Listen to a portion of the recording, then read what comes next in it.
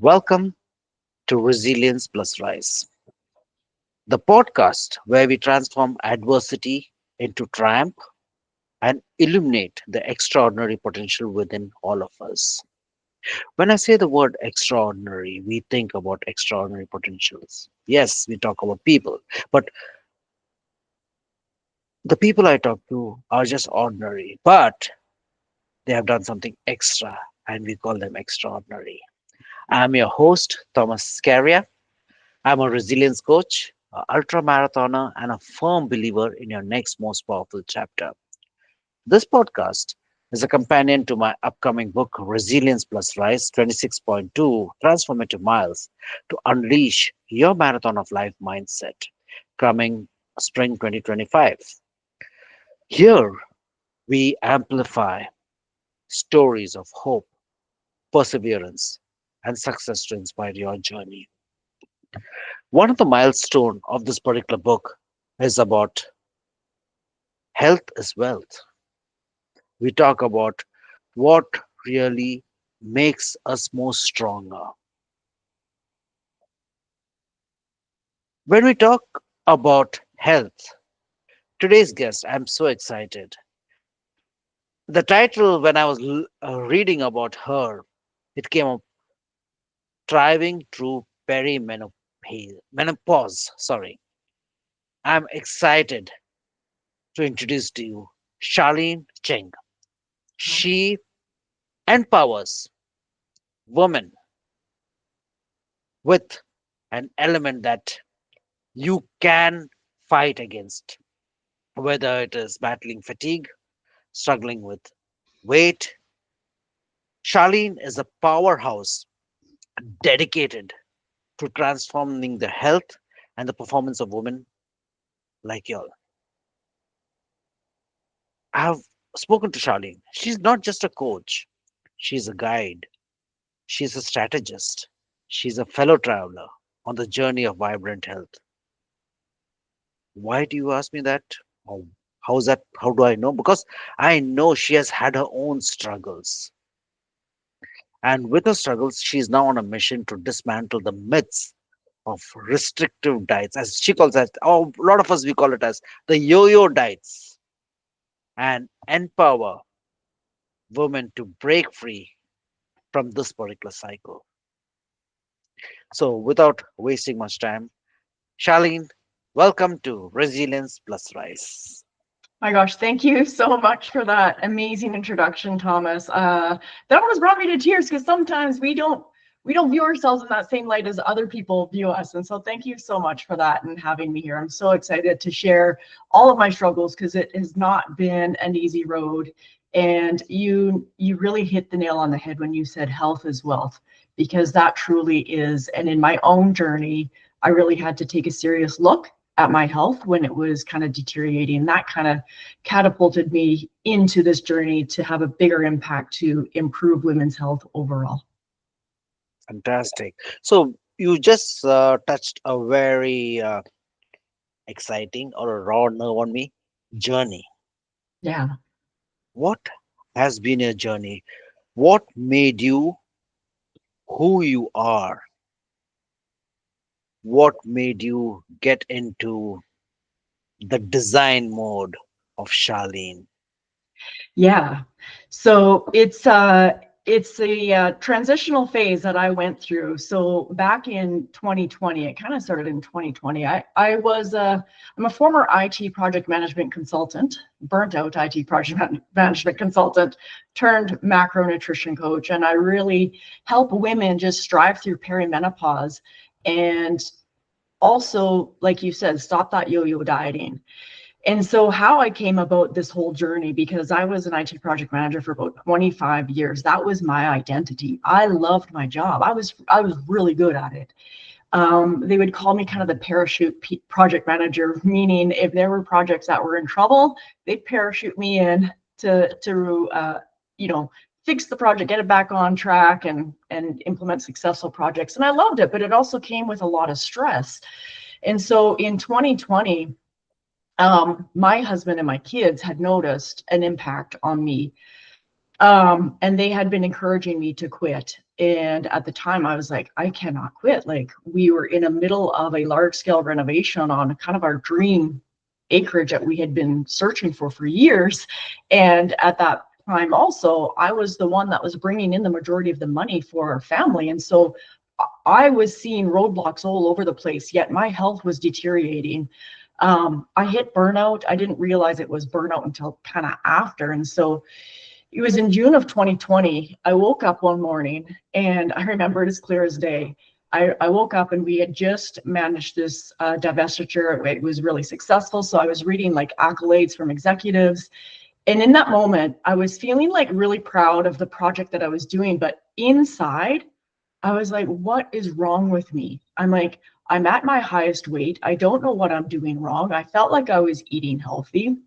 I felt like I was working out, going to the gym. I thought I was doing everything right, but yet the weight kept coming on. And so we had at that time a trip to Beijing. It was a one-way ticket. We were planning to go traveling with our kids. But obviously COVID had other plans for us and our tickets. We never went on that vacation. But leading up to that vacation, I had the mindset of I just want to lose weight before the vacation. And so I had hired a coach, in fact, to actually lose weight. And she was a macronutrition coach. And if you're not familiar with macronutrition, it's basically your protein, carbs, and fats. And it's what fuels our body and makes us look good. And then there's micronutrients that make us feel good. And so I was a past yo-yo dieter, and I jumped from fat diet to fat diet. And while they would last, or I would get results, the results would never last. As soon as I went back to what I would deem as my normal eating, I would gain all that weight back. And when I hired my coach, you know, I totally did hire her to lose weight. But what I realized, I had no idea how bad my relationship to food was. And in fact, I didn't even think that was a thing. So my relationship to food was, I was scared to eat carbs. I was raised in a, for me, in society where low fat this, fats are not good. And so I was not eating enough fats. I had a very low carb intake, and my caloric intake was extremely low, because I always had this thought, like, I had to eat 1,200 calories. That's not enough even to for a toddler, so I was very undernourished. I was having lumps in my armpits. I was losing hair. And while I was working with that coach, it just made me realize, like, there was a lot of more work that I had to do internally to kind of overcome my relationship to food, right? Viewing it as good or bad or healthy or unhealthy. And it became apparent to me in this journey that I remember being at a party, Thomas, and this one always gets me teary.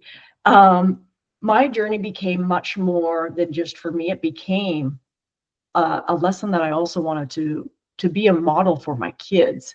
And the story that comes to mind that I want to share, my husband is the greatest supporter. If I wanted to jump on a fad diet, he's like, yes, let's do this together. And so I said, I just heard about keto. I'm like, we have to do keto. Apparently, if you get into ketosis, your fat will just melt away. I think this is the magic key. So we jumped on the keto bandwagon and we did keto for 3 months. And I remember going to a party and our kids were there. And my son noticed that I wasn't really eating because there was like a lot of carbs, but he noticed that there was also fruit. Now, he was 6 years old at the time. And he said, well, mommy, why don't you have some fruit? And I said, oh, well, no, I can't have any fruit because there's carbs in fruit and carbs are bad for you. Meanwhile, I'm giving him carbs and he looks up at me, and you guys, he's 6 years old. He looks up at me and he says, well, mommy, if carbs are so bad for you, why are you giving them to me? And I was like, oh, man. I'm like, what are my actions doing to my kids? And do I want this for my kids? So then my mission came out to be more than just about me. It was also about teaching my kids the importance of food, because I had such these adverse feelings about food and didn't really know where to start. And macro nutrition and understanding macros really gave me that freedom to enjoy foods that I love without restriction. And it's such a beautiful place. And I was so undernourished, and I'm eating so much more food now that it's a completely different world. So for me, my journey became more than just a weight loss journey. It was about building a brighter future for my kids as well. And it's just been the beautiful kind of transition. And so when I transitioned from, so while I was still doing an IT project management job while I hired my coach, but friends of mine had started seeing the results that I was getting, and I was telling them about it. And I'm like, you got to get on this. I'm like, it's amazing. And so I would teach them what I had learned, and then they were getting results. And then I just really wanted to deep dive and learn more about it. So I went back to school and I learned more about macronutrition and and how important it is. And I got certified, not really thinking I was going to ever be a coach. And then fast forward a year from 2020, it was in late 2021. That's when I was starting to get the lumps in my armpits. My hair was falling out. So my nutrition was on point, but I had very other different areas that I needed to improve just to better my health overall. And I remember it was December 9th. I got called into a meeting. This is in my IT project management. And I knew what the basis of the meeting was. They were going to extend my contract. It was a multi-year extension for multi-six-figure contract. And an hour before that meeting, I texted my husband and I said, you know what? This is what the meeting is about. Are you okay if I quit? He's like, yeah. He's like, I've been wanting you to quit for months. He's like, this is your opportunity. I did not wake up that morning, Thomas, thinking that I was going to quit, but I just knew I wasn't in the right mindset or capacity to continue in that role. It was no longer filling my cup. Although I had loved it, I couldn't do it. And so I went into that meeting and I gave my notice. I stayed on to complete the project that I was managing because I feel very loyal to them. They did nothing wrong to me, and I just didn't want to continue my journey with them. And yeah, they were shocked. I think I was shocked too to actually say like I was Mm. quitting. It was like, wow, I'm actually choosing myself. And that is so powerful, Thomas. When you actually choose yourself, it kind of unlocks this new confidence level. And so I stayed on for an additional 3 months to wrap up the project that I was in. And then it was like February 25th of 2022. I'm like, I'm full blown entrepreneurship.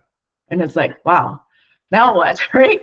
And so that transition was even hard. So that's kind Okay. of how I kind of moved through to be a macronutrition coach and coaching women through perimenopause. And even that journey has transitioned because I've been a coach now for 3 years. It's just past my 3-year anniversary. Congratulations on that. That's Thank you. amazing. That's been absolutely amazing. So, what I just heard was finding a purpose through a pain, which was through the reflection of your children, Mm, understanding about your own health, where it was not supposed to be, and working towards it. that's But right. Charlene, when I let's say there's somebody else who's listening to this conversation, and guys, before I can continue, I would be putting out Charlene's contact information, her website, etc., in the comments below. To have a look onto it, and it would be a wonderful journey, a wonderful aha moment for you when you look into it and connect with her. So let's do that. But Charlene, oh, the question which comes up over here is that okay, you quit, you had your wife, sorry, your husband and your kids who are supporting you. But what do you tell to the people who want to do a transition, but they have got their other challenges? Maybe they do not have the sustenance of the finance coming in. Mm, Maybe they do not have a proper relationship balance. yeah. And one of the elements which I've heard about is of course the stress eating, where people go on eating things, and if they want to break free, then there's another stress. If I'm breaking free, what happens? But do you want to put some light on these particular elements that I've just spoken about? Yeah, I think if I think about it, I can summarize it probably to the three biggest lessons that I've learned from transitioning from corporate to entrepreneurship. So the first one is success requires a completely different mindset. So in corporate, you're used to the structure, there's stability, there's predictable outcomes, right? As an entrepreneur, I really had to embrace the uncertainty. I had to take risks. I had to trust that imperfect action moves the needle forward. And really, there's mindset shifts that, especially around resilience and adaptability, became just as important as the strategy. So I would often say to myself, like, I literally felt like I was flying the plane while I was building it. I had to do it scared, if that makes any sense, and just trusted it. I believed what I had to deliver to the world and for women. If macronutrition had such a profound effect on myself, I knew that there were other women out there that struggled just like me. So a lot of people are like, well, who's your ideal client? It's somebody like me. I'm a busy mom. I'm a hyper achiever, but I also want to prioritize my health, and I just didn't know how, right? So my motto always, Thomas, is make a decision and then make it right. So number one is your success requires a different mindset. Number two, consistency over hustle. So I started off thinking I had to do everything all at once to succeed. But over time, I realized that sustainable success really just comes from consistent focused action, not just working longer hours like I was used to, right, in the corporate world, because I was actually, I was paid by the hour. So I always equated to, oh, if I work more, I make more, right? Learning to prioritize high impact activities and protect my energy has been a huge game changer. Throughout this journey too, I was diagnosed with ADHD in the last year and a half. And so that was really an eye opener for me, because I would be kind of my hardest critic, Thomas, because Mm-hmm. for those who have ADHD, we're kind of like a squirrel, like we'll go work on this and we'll go work on this. So I've had to, without the stability and structure within corporate, I've had to build that inside my own business to keep me focused so that I am prioritizing those high impact activities. The third lesson, and this is huge, and one that I wish more people would adopt, to be honest, and this is a really scary one, but betting on yourself is the best investment. What that means is, like, leaving a six-figure career to start from scratch was so scary. But what I did is I trusted myself because I knew my message would resonate with women who have struggled just like me. So I Mm-hmm. invested in mentorship.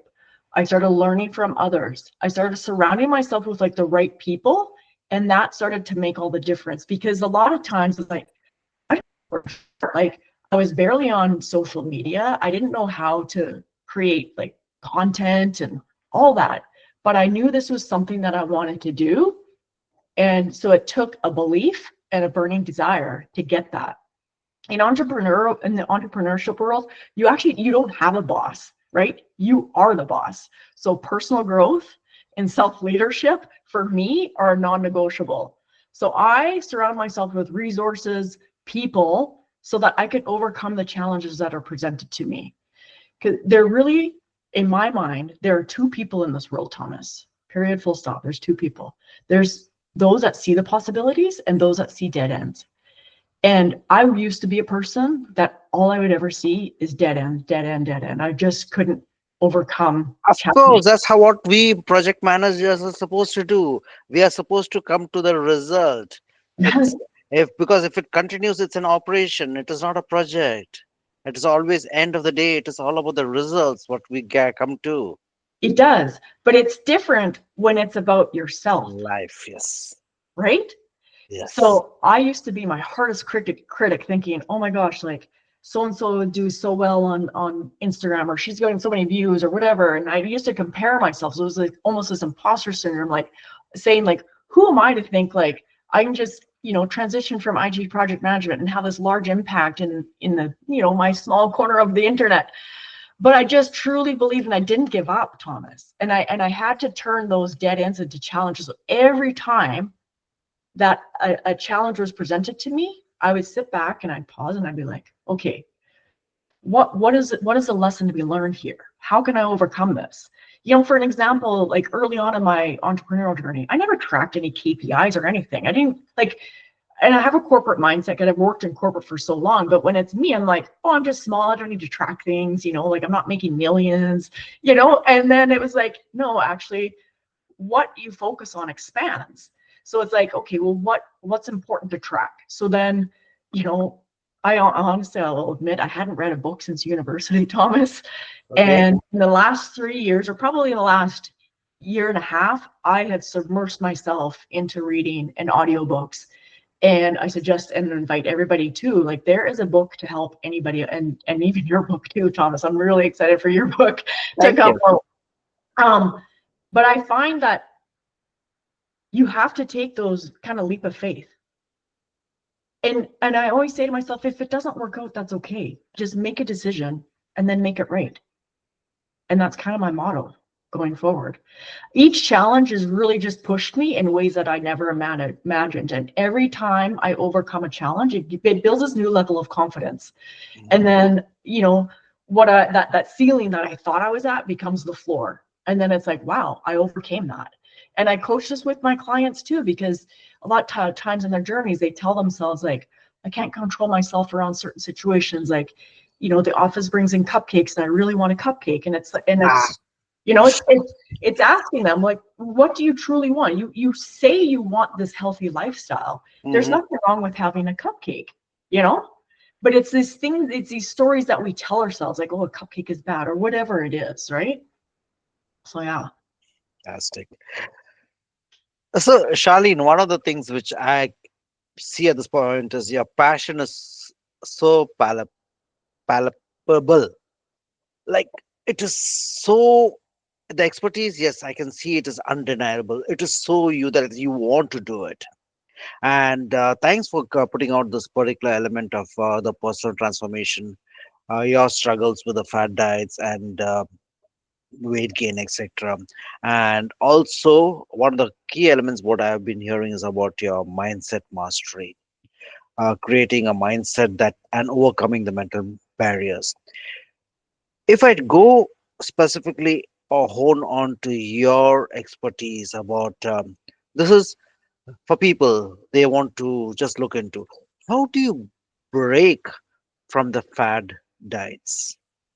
Because even you had been in the realm of that till you discovered something else. Yeah. So in my own personal journey, Thomas, how I broke free with it is I wrote a list of all the foods that I thought were bad for me or that I thought were unhealthy for me. And what I started to do was started to incorporate them while I was in a fat loss phase. And it really opened my eyes to be like, wow, I can actually still have pizza and a glass of beer on a Friday night and still meet my macro targets, right? Hmm. And that to me was a huge eye opener. So when I work with my clients, I get them right out of the gate to be like, hey, write down your list of fun foods, right? And I want you to find a way to include your fun foods every day. I love chocolate, Thomas. I love chocolate. I eat chocolate pretty much every day now. Before, I used to like shame myself or guilt myself, or I would like, if I had a chocolate bar, I'd like binge it all because I used to think like, oh, the quicker I eat it, then it's, nobody will really care, right? And I had to really break that cycle of like binge and restrict because then I would restrict myself so much from that food, that when chocolate would be around again, I'd be like, oh my God, I don't know when I'm going to get chocolate again. And I'd binge it all, but by allowing myself to have it every day, it's like, wow, I don't really need to do that binge restrict. I can have chocolate every day if I choose. And if you don't choose to have chocolate every day, that's okay too.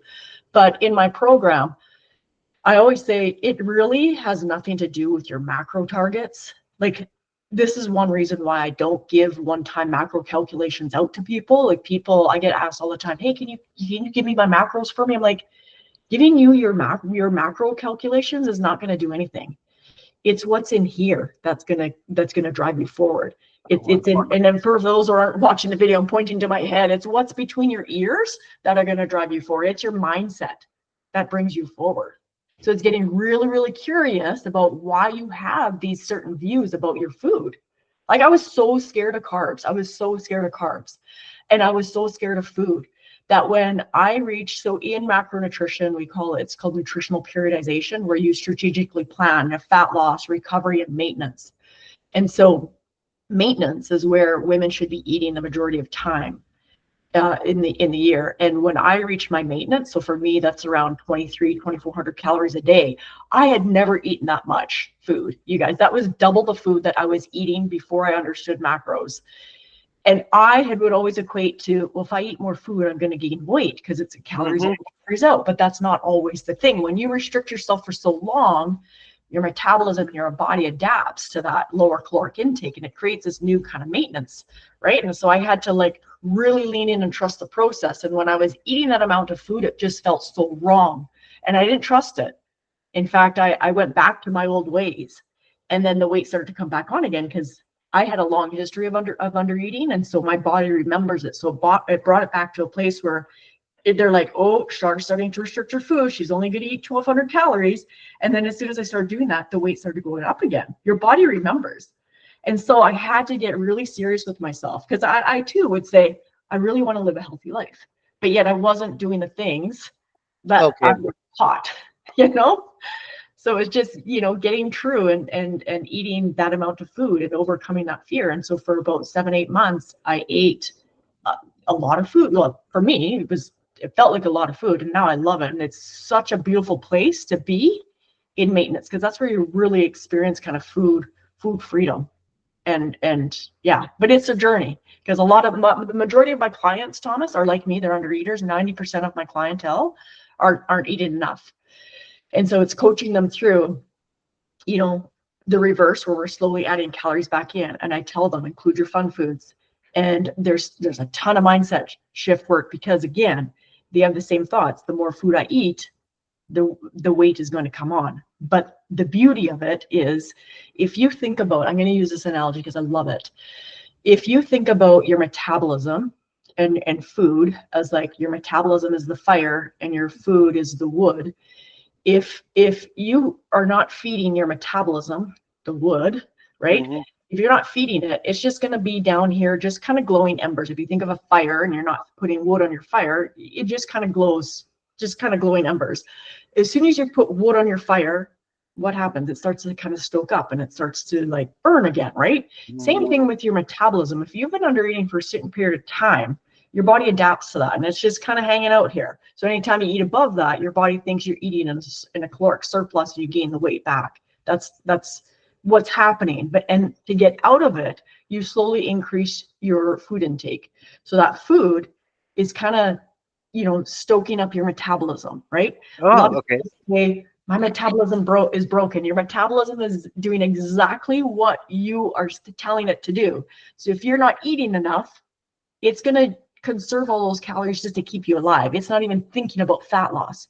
So I love coaching my clients through this journey, because they start to see the results, and it's in the evidence. They start eating more food, and guess what starts to happen?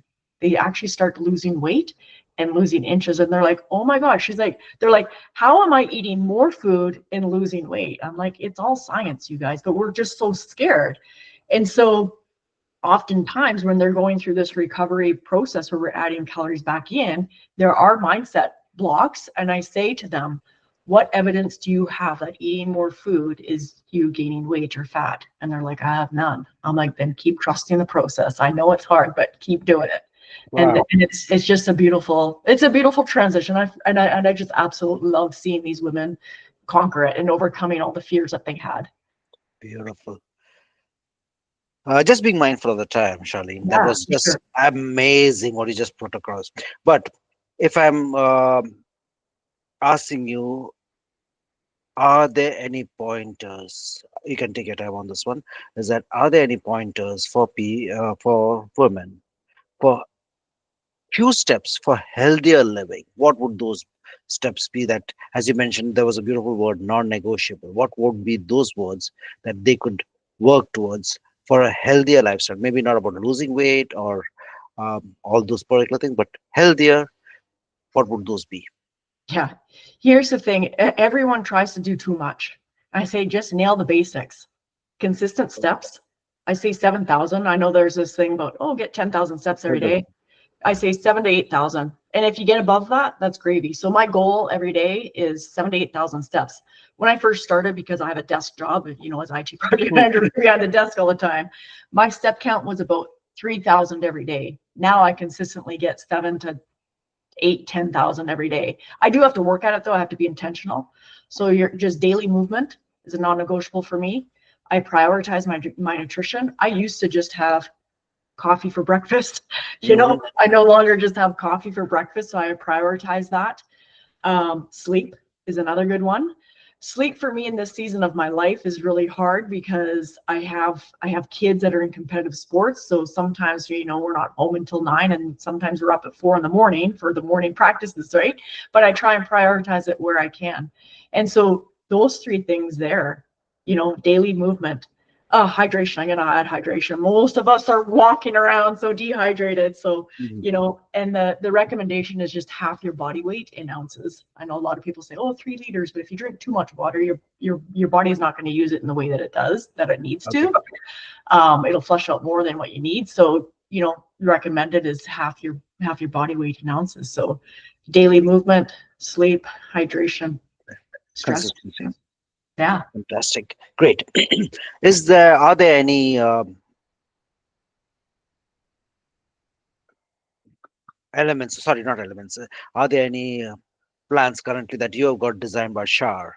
But is there anything that is currently a project or something which is in the pipeline that you want the audience to know about?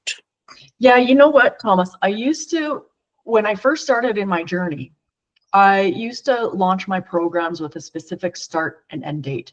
Hmm. What I found though, Thomas, when people would join up, they would treat that like, say I have a program starting May 1st.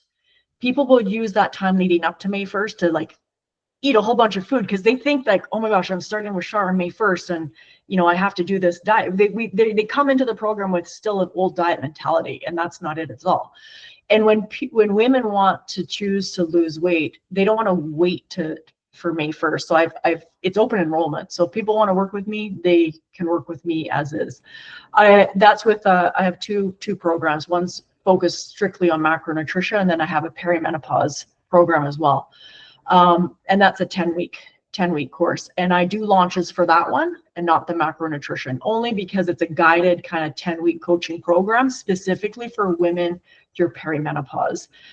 We offer functional testing through that as well, just based on my own frustrating journey with the medical Okay. system. So that one is, yeah, they're a little bit different, but they're both such powerful programs that a lot of women actually end up doing both, especially if they have the support in the nutrition. The empowered macronutrition is definitely the great starting point.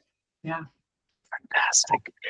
So, guys, over here, we just had a fantastic conversation with Charlene. As I mentioned, she's a certified macronutrition coach. She is a menopause coaching specialist also. That's what I heard. She understands the unique challenges of women during this pivotal life stage. Also, we heard about how she integrates the personalized macro nutrition, functional testing, strength training, and mindset coaching to balance the hormones. We did walk through breaking free from fad diets, the power of macronutrition. Yes, you can eat. Mindset mastery, the holistic support that she provides. And we have also gone through her own personal transformation. So, the wisdom that she has provided in this last half an hour plus has been amazing. To this, I say, Charlene, thank you so very much for your time and space. It has been very helpful for me.